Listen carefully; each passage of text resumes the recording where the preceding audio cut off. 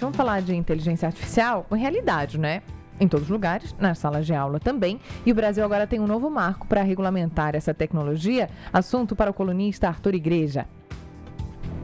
O Conselho Nacional de Educação chegou na versão final do texto sobre a regulamentação, ou seja, as regras sobre o uso e a educação da inteligência artificial, tanto para a educação básica quanto para a educação superior.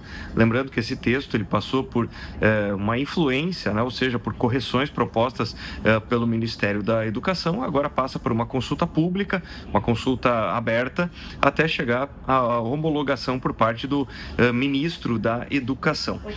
Pois bem, qual que é a minha análise sobre esse texto e sobre essa discussão?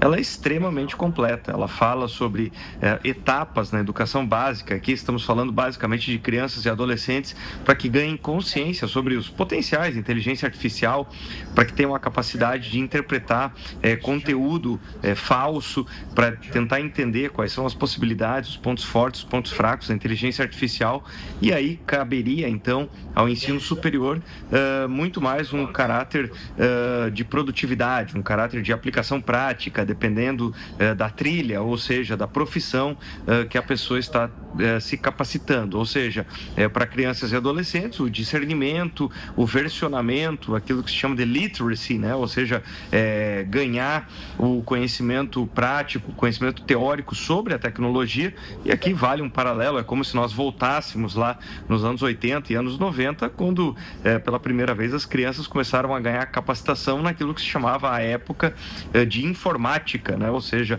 usar computadores e os primeiros aplicativos para depois usar a internet, enfim.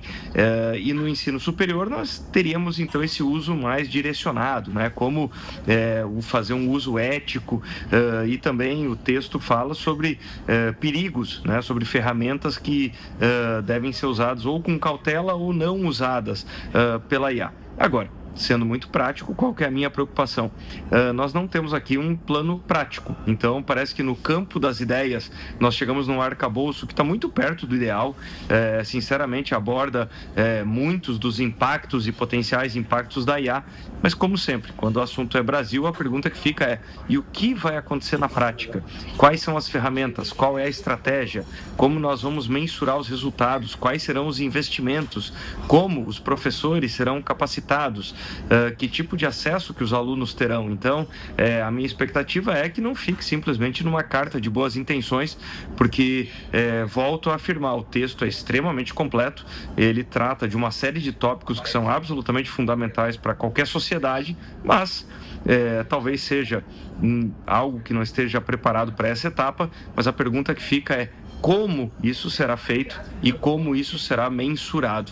Ou seja, temos aqui muitas ideias, muitos planos, todo um arcabouço, e agora precisamos avançar no campo prático, naquilo que será efetivamente feito a respeito.